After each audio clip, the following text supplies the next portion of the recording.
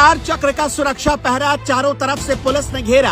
मंगवानी पड़ी bullet proof car क्योंकि चारों तरफ थी हजारों की भीड़। नेपाल की धरती पर जैसे ही बाबा बागेश्वर ने रखे अपने कदम, बीच सड़क पर आधी रात चक्का जाम। आखिर क्यों नेपाल की सड़कों पर अचानक निकल पड़े बाबा?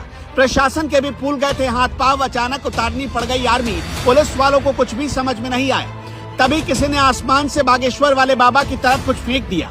ये सब तब हुआ जब अचानक बाबा कार से निकले ही थे। जब हालात पुलिस से नहीं संभले तो बुलानी पड़ गई आर्मी। 27 साल के सनातनी लड़के की दीवानगी देख नेपाल सरकार के उड़ गए होश। बाबा बागेश्वर को दे दी अपनी सबसे स्पेशल फोर्स। जलवा देख दुनिया रह गई हैरान। कमेंट में आप भी लिख दो जय बाबा बागेश्वर धाम। लोग बागेश्वर धाम सरकार पर फूलों की बारिश कर रहे थे। बीच सड़क पर आधी रात चक्का जाम हो गया था। बाबा ने ताल ठोक कर कह दिया, करो भव्य दिव्य तैयारी। नेपाल हिंदू राष्ट्र था, हिंदू राष्ट्र है और हिंदू राष्ट्र रहेगा। यानी भारत के बाद बाबा धीरेन्द्र शास्त्री ने नेपाल को हिंदू राष्ट्र बनाने की जिम्मेदारी अपने कंधों पर उठा ली है। बाबा ने पर्ची भी निकाल दी, तारीख पे बता दी कब से नेपाल में सिर्फ और सिर्फ जय श्री राम गूंजेगा।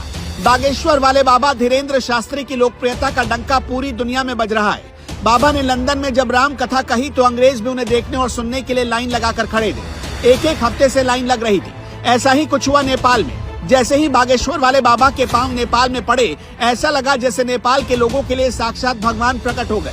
लेकिन अचानक कुछ ऐसा मंजर आया जिससे सब घबरा गए। बाबा को बुलेट प्रूफ कार में भारी सुरक्षा के बीच लाया जा रहा था।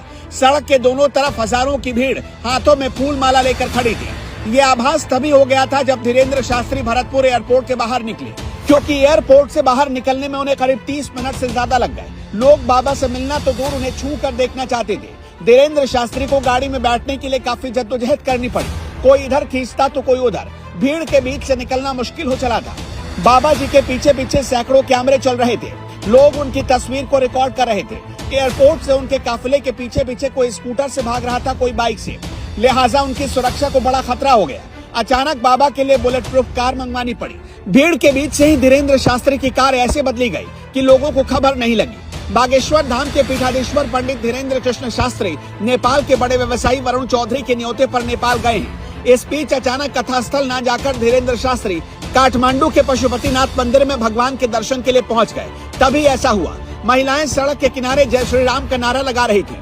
तभी नेपाल के प्रधानमंत्री तक खबर पहुँच गयी। उनको भी समझ में नहीं आया कि क्या करे। फिर सेना तक मैसेज भिजवाया गया। 19, 20 और 21 अगस्त तक बाबा की कथा होनी है।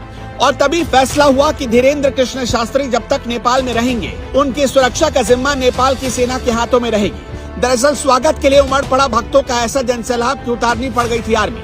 नहीं बची थी पैर रखने तक की जगह। नेपाल के बुटवल नारायण घाट मार्ग पर सीजी इंडस्ट्रियल पार्क, शाश्वत धाम देवचुली में बाबा बागेश्वर धाम की रामकथा हो रही है, जो 2 दिन और चलेगी। नेपाल में सनातन का झंडा बुलंद करने की खातिर आप बाबा बागेश्वर धाम